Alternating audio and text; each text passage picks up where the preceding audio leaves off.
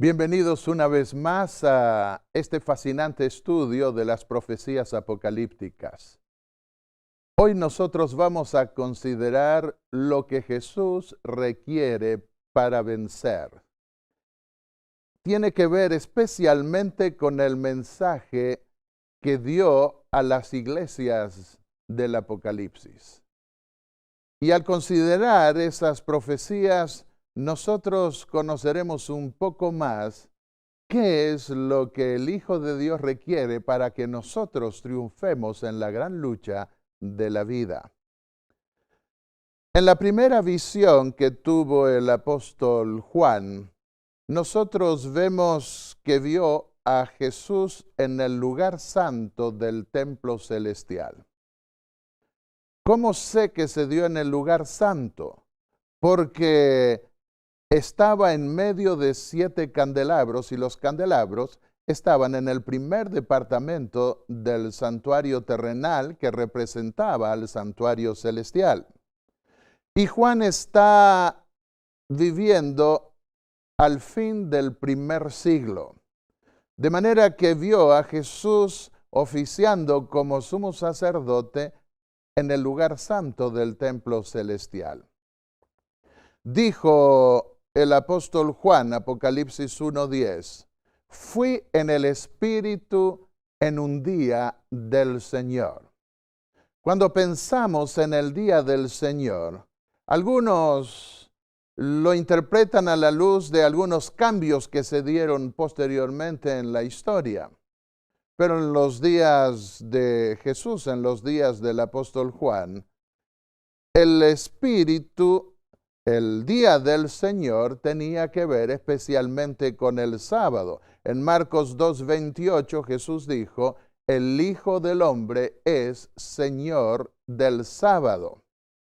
Es decir, del séptimo día de la semana. Ese era el único día reconocido como sagrado por los cristianos en aquella época, de acuerdo a la ley de la palabra de Dios. Y dijo también Juan en el primer versículo del Apocalipsis que iba a hablar acerca de la revelación de Jesucristo. Eso es lo que significa Apocalipsis en griego, revelación. Por eso en inglés a ese libro no lo llaman con el término griego, sino lo traducen Revelation. Bueno, el mensaje a la primera iglesia comienza diciendo, escribe al ángel de la iglesia de Efeso, de Esmirna, de Tiatira, de Pérgamo, a las 7 iglesias del Apocalipsis. Esas 7 iglesias se encontraban en lo que hoy es Turquía y formaban un grupo de iglesias que Jesús escogió para representar las características de su iglesia hasta el fin del tiempo. Cuando dice escribe al ángel o mensajero, se refiere al anciano u obispo principal de cada iglesia. Debemos recordar que cada uno de nosotros tiene un ángel guardián. De manera que el apóstol no iba a escribirle a un ángel literal. Él le estaba escribiendo más definidamente, debía escribirle al anciano que dirigía la iglesia y sobre quien también actuaba un ángel, aunque invisible a los ojos humanos, pero que estaba allí para sostener y apoyar a los líderes de la iglesia. Esas 7 iglesias del Apocalipsis fueron fundadas por el apóstol Pablo, décadas después de haberse inaugurado el templo celestial con Jesús como sumo sacerdote. Los detalles de esta conexión entre el ministerio de Cristo en el cielo, la inauguración del templo celestial y de su sacerdocio, con los mensajes del Apocalipsis los veremos más adelante en otros temas que consideraremos. No se trata de una visión inaugural, podemos afirmar aquí. Se trata de una visión que ya presenta a Cristo oficiando en medio de sus iglesias. Y aunque el Apocalipsis habla de 7 iglesias, aquí en esta lámina pareciera que hubiera simplemente 4. Y un día cuando estaba con mi hijo que encontró esta lámina, le dije, no me sirve. ¿Por qué? Él me preguntó. Porque tiene 7 candelabros y tiene 4 candelabros y son 7. Me dijo, no, papi, son 7. Bueno, el artista se ve que quiso ahorrar un poco de esfuerzo y detrás de un candelabro hay otro, en 2 de ellos, y detrás de Cristo se alcanza a ver la punta de los brazos de un 7º candelabro. Jesús se revela aquí en su continuo ministerio sacerdotal en el lugar santo del templo celestial. Y allí se lo ve velando para que la fe de su iglesia no se pierda a más de 60 años de haberse sentado a la diestra de Dios. Como doctor del alma aparece dando las recetas que necesitan sus iglesias para vencer. ¿Quieres vencer, querido amigo? Pues bien, presta atención a estos mensajes del Apocalipsis. Aquí vemos a Jesús preparando las iglesias para el juicio que se revela en la siguiente visión. Y cuando consideramos los mensajes que Jesús da a las iglesias, encontramos algunas características. Comienza con un reconocimiento, luego sigue con un reproche, entonces da una recomendación y termina con una promesa. Cuando tenemos en cuenta todos los mensajes, vemos que todas las iglesias tienen recomendación y promesa. Sin embargo, Esmirna es la única iglesia que no tiene reproches, la segunda iglesia. Y la Odisea es la única que no tiene reconocimiento, y veremos la razón. Pero es interesante ver que Jesús comienza con un reconocimiento. No comienza dando con un palo por la cabeza a los problemas de las iglesias. Esto muestra que el carácter de Cristo sigue siendo el mismo, compasivo como lo fue cuando estuvo en la tierra. Comienza dando un reconocimiento, alentando. No es una persona salvaje, sino que es una persona que considera al alma humana y a sus luchas. Cada iglesia representa un periodo histórico diferente de la iglesia y tiene que ver con su condición espiritual. No hay fechas definidas de esos periodos proféticos. Sin embargo, nosotros pondremos algunas fechas estimativas, pero recordaremos que no son fechas rígidas, sino simplemente como una ayuda mnemotécnica, si se quiere, o al mismo tiempo para ubicarlas más fácil en el espacio temporal. Escribió en 1900 Elena de White que los mensajes que fueron dados a las iglesias de Asia retratan el estado de cosas que existen en las iglesias del mundo religioso de hoy. En otras palabras, los mensajes de las iglesias tienen todos valor aún para nuestra época. Sin embargo, los nombres de las iglesias, dice ella, simbolizan a la iglesia cristiana en los diferentes períodos de la era cristiana. El número de las iglesias, 7, indica plenitud y simboliza el hecho de que los mensajes se extienden hasta el final del tiempo y están en vigor hoy. Ahora, tenemos que responder a una inquietud que se levanta de tanto en tanto. Hay gente que quiere dar algunos símbolos del Apocalipsis dobles o triples o más cumplimientos. Las profecías apocalípticas no tienen doble cumplimiento. No son profecías condicionales que dependen de la aceptación o no aceptación de la gente de esos mensajes, sino que son profecías que tienen un solo cumplimiento. Pero en las iglesias se dan mensajes que pueden ser aplicados a la circunstancia de cada persona en distintos momentos de la historia y también en distintos momentos de la vida personal. Y aunque no tienen las profecías doble cumplimiento, debemos recordar que los mensajes de Cristo a las iglesias son universales como las epístolas del apóstol Pablo.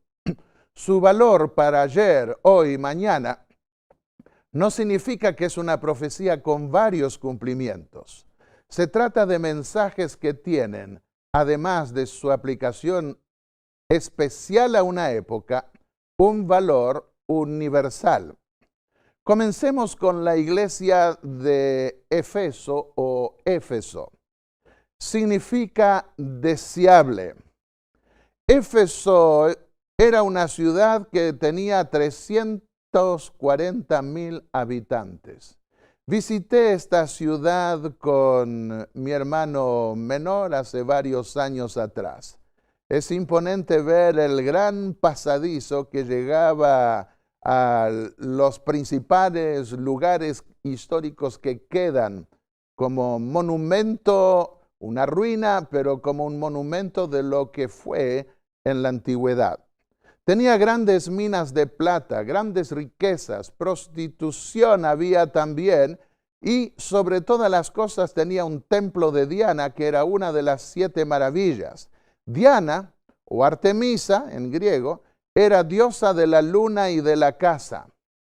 Era equivalente a Cera o Astarte de los fenicios, y era la diosa de la fertilidad. Ustedes pueden ver en esta lámina la cantidad de senos que tenía. Y de esa forma se representaba su característica de fertilidad. Templo de Artemisa, el templo de Artemisa o Diana según los romanos, era un templo extraordinario que llamaba la atención del mundo antiguo. Pero ¿qué es lo que queda hoy? Esta es la foto que saqué de las ruinas de ese templo. Esas ruinas muestran que la pompa y la gloria, aún de los grandes templos de la antigüedad, que eran parte de un sistema de adoración falsa, terminan en el fracaso, en la ruina. Bueno, al tratar de ubicar la época profética, apocalíptica, descrita en la primera visión del apóstol Juan, no es difícil encontrar la ubicación porque es la primera, es la época de la iglesia expansiva en la que el evangelio alcanza prácticamente todos los rincones del mundo conocido de aquellos días. Es una iglesia pura.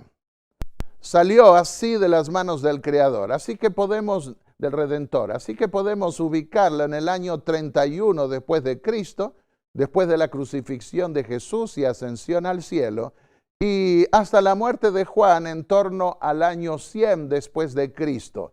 Es fácil ubicar ese período en los mensajes que allí se dan. Comencemos con el reconocimiento. Jesús dice a la iglesia de Éfeso, conozco tus obras. Recordemos que Jesús conoce nuestras obras. Nosotros no estamos perdidos en un mundo infinito, sino que hay alguien que nos mira y no pierde de vista lo que hacemos. Conozco tus obras, tu trabajo, tu paciencia, y que no puedes tolerar a los malos. Probaste a los que dicen ser apóstoles y no lo son, y los hallaste mentirosos. Has perseverado y soportado pruebas por mi nombre, y no has desfallecido. En el primer siglo de la era cristiana aparecieron muchas cartas apócrifas, como se las conoce hoy, que pretendían haber sido escritas por Pablo o por Pedro o por otras personas, y eran falsos. Por eso dice, probaste a los que dicen ser apóstoles y no lo son, y los hallaste mentirosos. Y has perseverado y soportado pruebas por mi nombre, pero tengo contra ti que has dejado tu primer amor. Tenemos que cuidar en nuestra experiencia cristiana, en los debates o confrontaciones que se puedan tener con introducciones de herejías o de enfoques que se apartan del Evangelio, tenemos que cuidar de no perder la comunión, el romance, si así se quiere, espiritual con el Hijo de Dios. Tengo contra ti, dice, que has perdido, has dejado tu primer amor. Y para vencer le exhorta a recordar de dónde ha caído. Arrepiéntete y vuelve a las primeras obras. Años atrás, cuando era joven, y en esa edad en que uno se está afirmando en la fe, tenía tal vez 18 años, y pasa por momentos especiales. Pensé que Dios no me quería porque no estaba respondiéndome a una oración en específico. Y salí con un amigo y comencé a contarle las cosas que Dios había hecho conmigo en el colportaje mientras vendía libros de la iglesia. Y cuando terminé de contar eso, quedé sorprendido, pero si Dios hizo tantas cosas por mí. Y eso me reanimó en la fe. Yo quiero exhortarles que no pierdan de vista las maravillas que Dios hace en nuestra vida. A Dios le agrada que evoquemos nuestra historia pasada en el conocimiento de las verdades divinas, con motivo para darnos todavía mayores bendiciones, porque aún los padres terrenales pueden desanimarse si los hijos son desagradecidos y pasan por alto las cosas buenas que buscan hacer por ellos. La promesa que da esta iglesia: al que venza le daré a comer del árbol de la vida que está en el paraíso de Dios. Al que venza, no todos vencerán, eso es triste, pero todos pueden vencer si lo quieren. Y al que venza, la salvación es individual, se puede ver aquí. Va a poder comer del árbol de la vida que perpetuará la vida por la eternidad. Pasemos a la segunda iglesia, la iglesia de Esmirna. Significa mirra aromática. Estaba Esmirna a 35 millas al norte de Éfeso. Tenía Éfeso 250,000 habitantes, era la principal ciudad del Asia. Esmirna no, pero estaba cerca de Éfeso, que era la principal ciudad del Asia. Había una goma aromática para embalsamar a muertos y de allí toma su nombre mirra aromática. Pero ¿qué queda de Esmirna hoy? Apenas unas columnas. En esta lámina ustedes pueden ver detrás que hay casas, pero esas son casas hechas en esta generación. Este período está caracterizado por las cruentas persecuciones a las que fueron sometidos los cristianos en la perspectiva apocalíptica. Dijo Jesús a esta iglesia, Apocalipsis 2:10, tendréis tribulación por 10 días. Sé fiel hasta la muerte y yo te daré la corona de la vida. Prestemos atención que Jesús no le dice a esta iglesia: no te preocupes, no te va a pasar nada. Vas a tener tribulación, pero no te va a pasar nada. No, eso Jesús no dice. Lo que sí le dice es que se mantenga fiel, aún si debe dar su vida, porque recibirá la corona de la vida eterna. Hubo 10 grandes persecuciones que se destacaron en la primera etapa del cristianismo. La primera en el año 64 por Nerón, en el 95 por Domiciano, Bueno, no voy a dar todas las fechas, pero van desde el año 64 hasta el 303, con Trajano, Marco Aurelio, Septimio Severo, Maximiano, Decio, Valeriano, Aureliano, Diocleciano. 10 grandes persecuciones, 10 días simbólicos de persecución podría hablarse. Otros ven en la expresión días símbolo de un año como en otras profecías.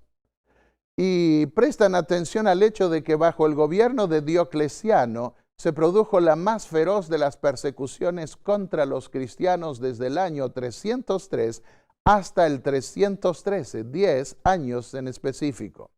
Y aunque Diocleciano murió en el año 305, las persecuciones continuaron hasta que se firmó el Edicto de Tolerancia de Milán entre Constantino y Licinio. Esta es una iglesia perseguida. Podemos ubicarla desde la muerte de Juan en el año 100 hasta el Edicto de Milán en el año 313, cuando se declaró libertad de conciencia. Esta es la única iglesia que no recibe reproche. ¿Por qué no recibe reproche? Porque demasiado estaban sufriendo como para encima que el Hijo de Dios les ponga una carga mayor. Pero los anima a vencer. No tengas temor de lo que vas a padecer. Sé fiel hasta la muerte y yo te daré la corona de la vida.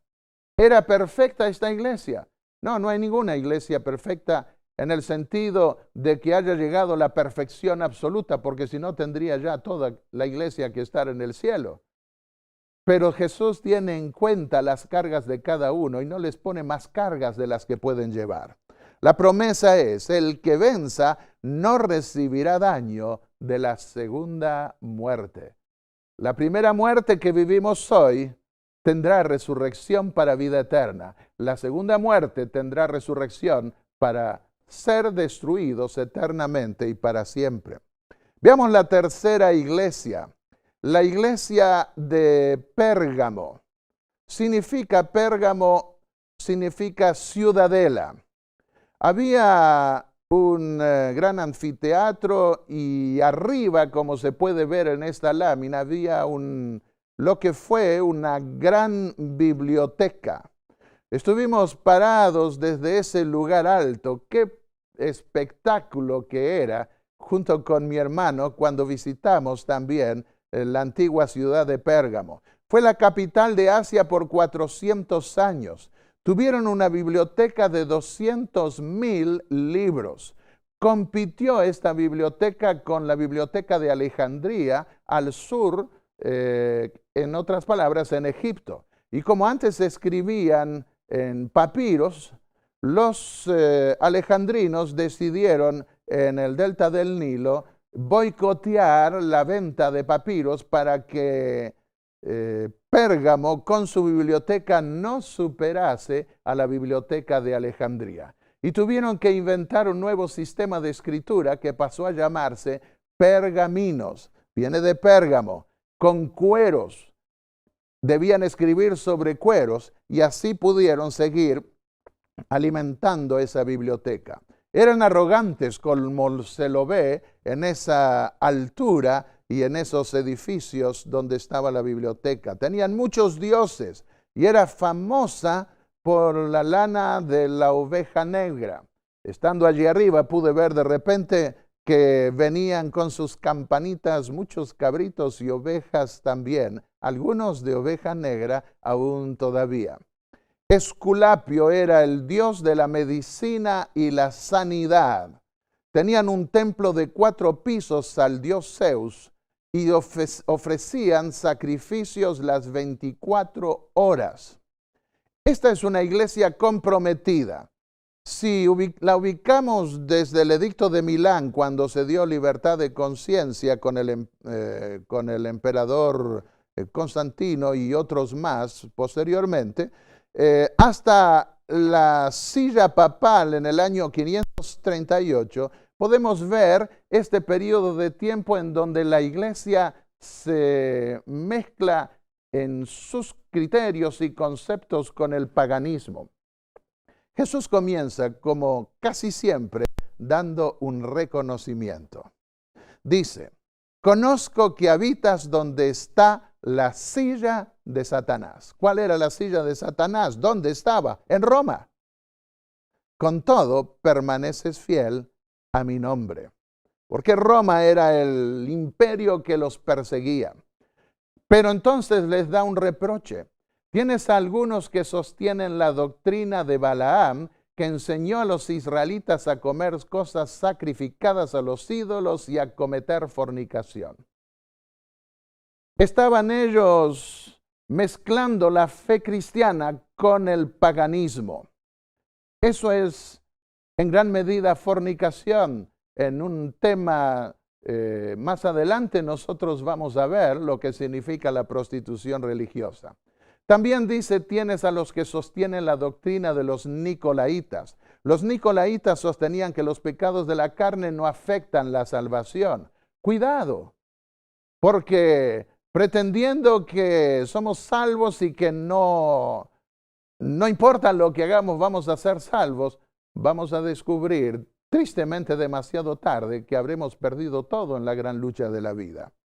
Para vencer, Jesús dice a esta iglesia, arrepiéntete, si no, vendré pronto a ti con la espada de mi boca. En Apocalipsis 19 se lo representa en su segunda venida, viniendo con la espada de su boca para herir a las naciones. Pero le da una promesa.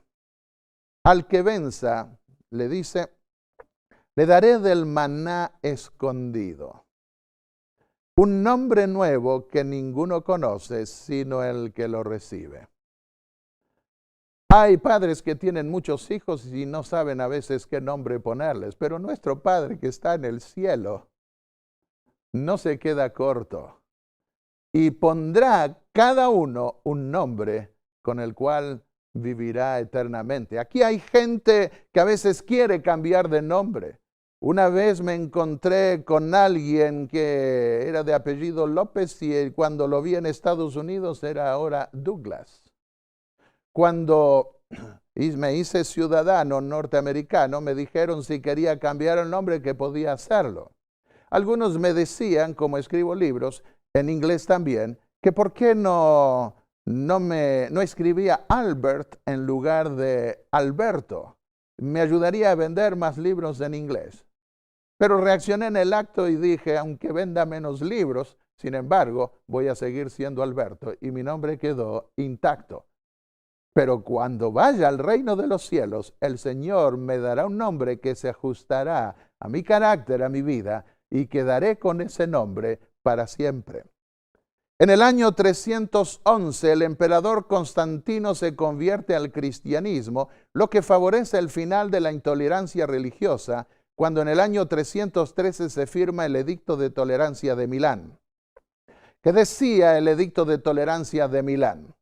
Nosotros, los Augustos Constantino y Licinio, hemos juzgado dar a los cristianos lo mismo que a todos los demás, la libre facultad de profesar la religión que cada uno quisiere. Hemos creído que a nadie absolutamente debíamos negar la facultad de seguir las creencias de los cristianos o aquellas de la religión que les pareciera más conveniente para sí, en honor de la cual concedemos la libertad religiosa. ¿Qué les parece? ¿Fue un buen edicto? Bueno, por supuesto, es lo que siempre pedimos hoy, libertad de conciencia, libertad religiosa. Pero en este periodo de paz para la iglesia cristiana es que se introducen los cambios de las verdades esenciales de las Escrituras, porque Satanás, sin poder destruirla desde afuera, se introduce en ella. La salvación por medio de Cristo fue reemplazada por los requerimientos de la iglesia. Empezaron a cambiarle los nombres a los dioses paganos. En esta lámina ustedes pueden ver la estatua de Júpiter. Pero hoy esa estatua se llama San Pedro. Es la estatua de San Pedro que está en el Vaticano. ¿Es realmente una estatua hecha para San Pedro? No, esa fue la estatua de Júpiter renombrada San Pedro. Y aquí podemos ver en la lámina, en la Basílica de San Pedro, cómo los pies de esa estatua metálica, los dedos desaparecieron de tantos besos que recibió esa estatua a lo largo de los siglos. Pero esa estatua simbolizaba al dios Júpiter. Le cambiaron al nombre de Pedro. Aquí podemos ver también a la diosa de la maternidad en el mundo antiguo, que eran Isis y Horus. Ahora les cambiaron el nombre por el de María y Jesús, y deificaron a María, y de esa forma, con su niñito, pasó a ser la diosa de los cristianos. En el venerable Día del Sol, escribió el emperador Constantino, que todos los magistrados y el pueblo en las ciudades descansen y que todos los talleres estén cerrados. Este fue el edicto de Constantino en el año 321. Y de esa forma se acentuó el intento de acomodarse a los paganos y a los romanos y al imperio entre el día domingo con el día del sol y la pretensión de que Cristo era el sol de justicia. Pero Jesús dijo, el Hijo del Hombre es Señor del sábado, en referencia al séptimo mandamiento. Nos ha dicho Eusebio, dice este libro de Developments of Christian Doctrine, que Constantino, a fin de recomendar la nueva religión a los paganos, introdujo a ésta los ornamentos exteriores a los cuales habían estado acostumbrados en la suya.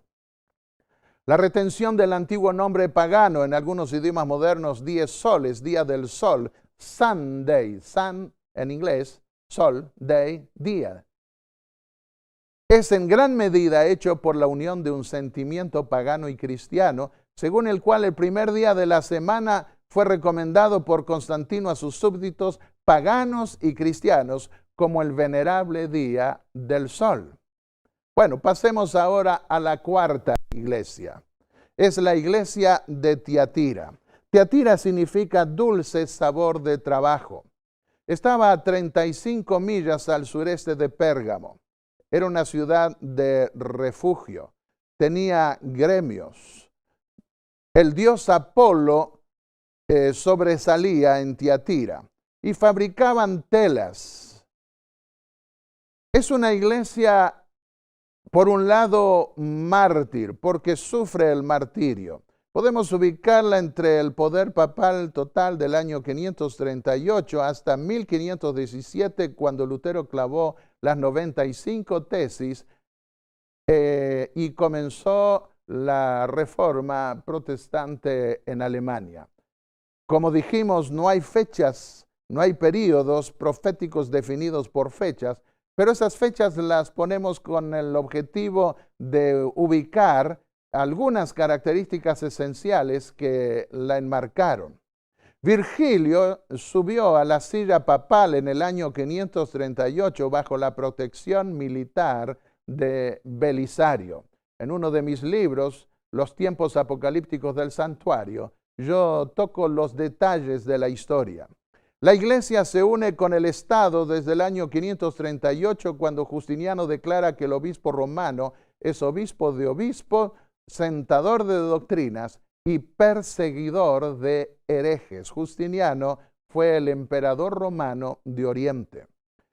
Los valdenses debieron huir a los lugares más apartados del Piamonte y se cree que ellos provenían de algunos de los pueblos arrianos, como se los catalogó, sin que necesariamente hubieran sido arrianos, sino simplemente opositores al obispo de Roma, que ya venían de mucho antes, venían de la época en que subió el obispo de Roma a lo que se conoce como la silla de Pedro.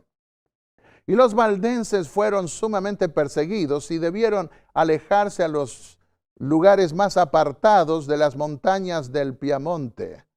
Aquí podemos ver nosotros una de las escuelas que tenían para enseñar a escribir la Biblia y a difundirla.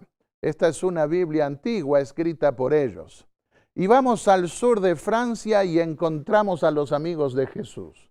¿Quién eran los amigos de Dios o amigos de Jesús? Hoy los llaman cátaros porque fue una calumnia que les pusieron.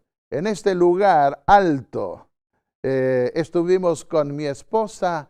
Qué lugar precioso. Allí fueron exterminados más de 200 albigenses que fueron quemados vivos por mantener su fe. Fueron mal llamados cátaros.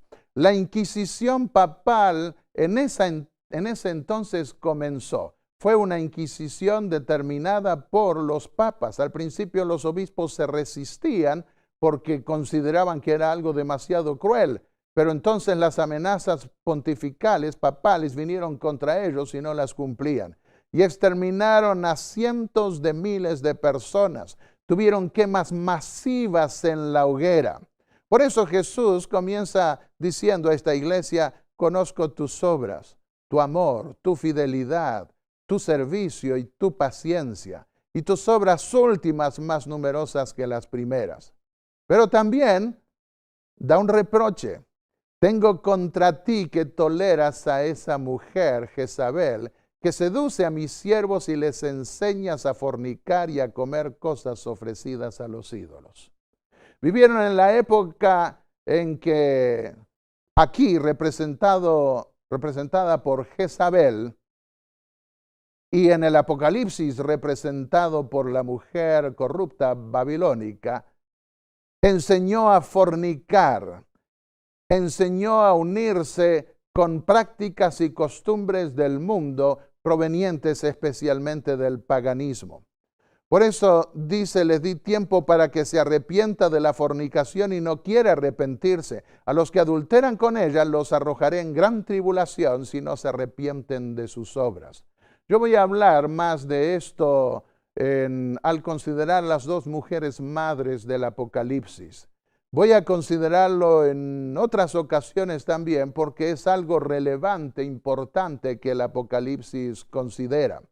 Para vencer, Jesús le dice: pero a vosotros, aquí se ven dos grupos. Aquellos que toleran a esta mujer corrupta, pagana como fue Jezabel y que se introdujo en medio del pueblo de Israel. Aquellos que la toleran, Jesús tiene contra ellos ese acto de fornicación que los lleva a buscar el apoyo del poder civil de los reyes, de los reinos, en lugar de buscar el apoyo que viene del cielo y el único apoyo sobre el cual debe cimentarse la iglesia. Para vencer, dice Jesús, a vosotros y a los demás no se impondré otra carga. Aquellos que sufren la tribulación producida por esa mujer Jezabel, como se dio en medio del pueblo de Israel en la antigüedad, que hasta el mismo profeta Elías sintió que debía huir. No les impondré otra carga, pero la que tenéis, retenedla hasta que yo venga. Querido amigo que me escuchas, debes saber que si el Señor ha permitido que lleves una carga, debes recibir fortaleza de Él, y puedes recibirla, y retener esa carga hasta la venida del Señor. No sucumbir, no ceder, no rendirse, porque todos podemos triunfar. La promesa: al que venza y guarde mis obras hasta el fin, le daré autoridad sobre las naciones y le daré también la estrella de las naciones, de la mañana. La estrella de la mañana aparece más tarde en el Apocalipsis, es Cristo. Pero dice: le daré autoridad sobre las naciones. Las naciones las condenaron, murieron quemados vivos en la hoguera. Pero ahora ellas van a juzgarlas, aquellos que los condenaron. En Apocalipsis 17 vemos que Jezabel es símbolo de la iglesia ramera, que es Roma, si comparamos con este mensaje a la iglesia de Tiatira. Y en Apocalipsis 17 dice: en su mano tenía una copa de oro llena de abominaciones y de las impurezas de su fornicación. Esto se ha atribuido en especial a la misa, que pretende reproducir la vida de Dios. Que un ser humano reproduzca la vida de Dios, en el caso del Hijo de Dios, simplemente por la intervención de un sacerdote. Pero aquí no vamos a hablar de esos detalles. Veamos la quinta iglesia, la iglesia de Sardis. Sardis significa los que escapan o salen. Tenían un culto a Cibeles, era madre de los dioses. Tenían carreras de obstáculos que terminaban en orgías. Algunos han identificado este periodo en la iglesia reformada desde el año 1517. Desde que Lutero clavó las 95 tesis, hasta el Papa Pío VI, que fue preso por Berthier en el año 1798. Lutero introdujo, como es reconocido universalmente, los tiempos modernos con su reclamo de libertad de conciencia. En este periodo se acuña el término protestante cuando los príncipes firman un documento en el que protestan reclamando una libertad religiosa para todos. ¿Cómo que un monje se atreva a reclamar libertad de conciencia, poner su conciencia individual por encima de la conciencia de las naciones y de la iglesia? Eso era insólito. Este es el monasterio donde Lutero se convirtió. Esta foto la saqué estando allí justo unos días antes que el Papa Benedicto XVI viniera y se reuniera con 24 teólogos, 12 en esta misma sala, 12 luteranos y 12 católicos. Esa lucha por la libertad de conciencia, esa lucha por exaltar la Biblia, hoy está siendo puesta a un lado y están logrando una unión. Lutero reaccionó con la declaración del apóstol Pablo tomada del Antiguo Testamento: el justo vivirá por la fe. Y declaró que no podía sujetar la conciencia a los concilios, sino solo a la Biblia, a la palabra de Dios. Estuve en la iglesia de Wittenberg y allí se pueden ver las lápidas de las tumbas de Lutero y Melanchthon, el que más colaboró con él. Comienza con un reconocimiento. Tienes unas pocas personas en Sardis, dice Jesús, que no han manchado su ropa y andarán conmigo vestidas de blanco porque son dignas. Qué triste que sean solo pocas personas que no hayan manchado sus ropas. El reproche: tienes nombre que vives, pero estás muerto.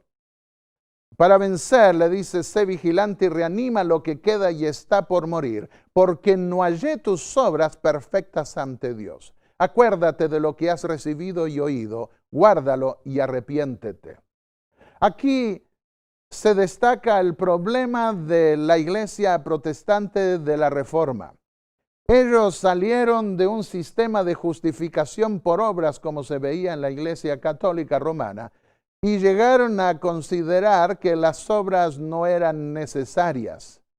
Y por consiguiente pusieron tanto énfasis en la fe que no percibieron que las obras son como una especie de termómetro de la clase de fe que poseen. Por supuesto que no vamos a ser justificados delante de Dios por las obras buenas que hagamos, en el sentido de que vamos a comprar la gracia de Dios. Pero una fe viviente se ve en sus obras. Una vez le dije en un sermón, en un mensaje a un niñito, le dije: pasa aquí. Había dicho, ¿quiénes vieron alguna vez un muerto de los niños? Pedí en la iglesia. Y algunos levantaron la mano. A ver tú, pasa, le dije. Y vino. Y le dije, así que tú viste un muerto una vez. Sí, le dije. Me dijo, ¿y qué hacía el muerto? Le dije. Y me miró y se sonrió. Y me dijo, nada. ¿Y por qué no hacía nada? Se quedó pensando y otra vez me miró y se sonrió. ¿Y porque estaba muerto? Qué sencillo. Una iglesia que no hace nada está muerta. ¿Y por qué está muerta? Porque no hace nada. Así que ahora Jesús dice a esta iglesia, sé vigilante. Con el tiempo la reforma protestante fue perdiendo vitalidad.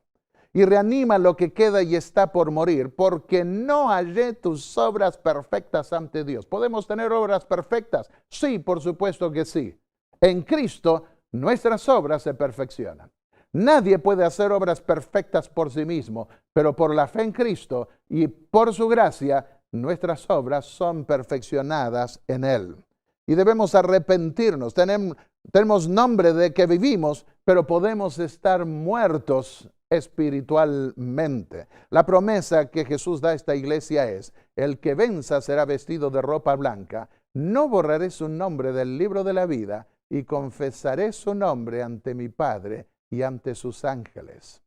Bueno, los padres peregrinos vinieron a Estados Unidos y se fundó la fe protestante, lo que ayudó al incremento de la libertad de conciencia que había promulgado Lutero. Pasemos a la sexta iglesia, la iglesia de Filadelfia. Significa amor fraternal. Filadelfia se encontraba a 30 millas al sureste de Sardis. Era la última ciudad del desierto. Es una iglesia misionera.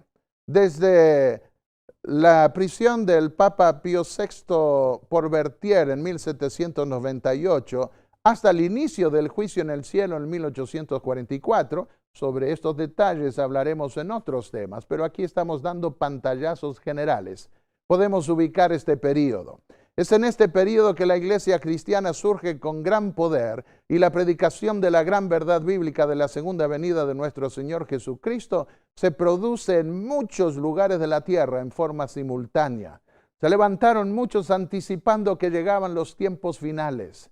Y por África, por el Asia, en los países musulmanes, hubo predicadores cristianos que fueron y arriesgaron su vida y dijeron que la venida de Cristo se acercaba, lo mismo en Europa y en América. En Sudamérica se destacaron Francisco Ramos Mejías en lo que es Argentina, y Manuel Lacunza, un sacerdote católico chileno que escribió un libro sobre la segunda venida de Cristo. Se da entre los siglos XVIII al XIX. Pero el mayor movimiento se dio en 1831 bajo Guillermo Miller, quien inició su predicación de la segunda venida de Cristo en el este de Estados Unidos, despertando el gran movimiento adventista. Toda esta época se caracterizó por gente que salió a predicar con poder el mensaje de la venida de Cristo. Esta es la segunda iglesia a la que Jesús no reprocha nada. Le da un reconocimiento. Comienza así. Esto dice el que tiene la llave de David. He abierto ante ti una puerta que nadie puede cerrar, porque aunque tienes poca fuerza, has guardado mi palabra y no has negado mi nombre. Para vencer, le dice, yo vengo pronto. Retén lo que tienes para que ninguno tome tu corona. Se enfatiza la cercanía de la segunda venida de Cristo. Y también se habla de una puerta que nadie puede cerrar. No es la puerta del corazón porque cada cual puede cerrar esa puerta, sino que es una puerta en el templo celestial que comunica el lugar santísimo de ese templo, donde se consuma el juicio final de Dios sobre la humanidad.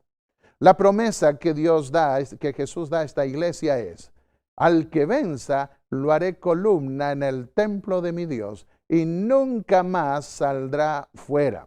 Ellos pasaron por un chasco porque creyeron que Jesús vendría en sus días en un momento específico. Pero fueron expulsados también por esa fe de sus iglesias. Pero Jesús dice que los va a fortalecer, los va a poner como una columna en el templo celestial, de tal manera que nadie los podrá expulsar. Escribiré sobre él el nombre de mi Dios, el nombre de la ciudad de mi Dios, la nueva Jerusalén que desciende del cielo, enviada por mi Dios, y mi nuevo nombre. Hay una ciudad que es nuestra madre y está en el cielo. Antiguamente no había apellidos, los hombres se llamaban por el nombre de una ciudad. José de Arimatea, Jesús de Nazaret, porque se educó allí, Pablo de Tarso, Saulo de Tarso, etc. Pero ahora, ¿cuál sería la ciudad con la que nos identificaríamos? ¿Sería Buenos Aires, Santiago, Lima y tantas ciudades que podríamos repetir, o Nueva York? No, nosotros tenemos que vincularnos y pronto quedaremos vinculados para siempre, no solo con el nombre de Dios, sino también con el nombre de la ciudad eterna. Abro y ninguno cierra, cierra y ninguno abre. Abre la puerta a la intercesión final en el lugar santísimo de Cristo. Podemos ver que en el templo terrenal, que era símbolo del templo celestial, el lugar santo era el primer apartamento, y cuando llegaba la época final del juicio, representada por el día de la expiación al final del año litúrgico, entonces se abría la puerta al lugar santísimo, pero se cerraba antes la puerta del lugar santo para que la gloria del lugar santísimo no fuese vista por el pueblo y muchos pudiesen morir.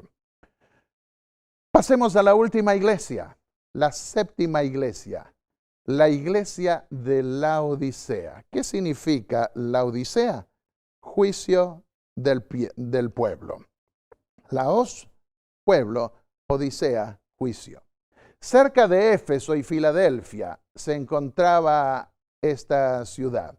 Era la ciudad más rica del Asia Menor. Bueno, tenían un centro de moda, vestidos hechos de una tela muy cara, de color blanco y negro. Venía un agua de unas termas que había en una ciudad cercana y llegaban tibias a la ciudad de Pérgamo. También tenían, a la ciudad de Laodicea. También tenían un colirio especial como un ungüento para curar de la vista, cuya fórmula la conservaban secretas para poder comerciar con ellas. Las aguas termales con minerales al lavar la ropa lo negro se hacía más negro y lo blanco más blanco. Era un centro médico famoso por su colirio, como mencioné, que guardaban secreta. Esta es la iglesia del fin. Es la iglesia del juicio. Desde 1844, cuando se inició en el cielo el juicio previo al advenimiento de Cristo, juicio investigador como lo conocemos, hasta la venida de Cristo, podemos ubicar esta iglesia del tiempo del fin. En este periodo, la iglesia cristiana llega a su etapa final. Es la etapa previa a la venida de Jesús, en el cual se inicia la purificación del santuario celestial.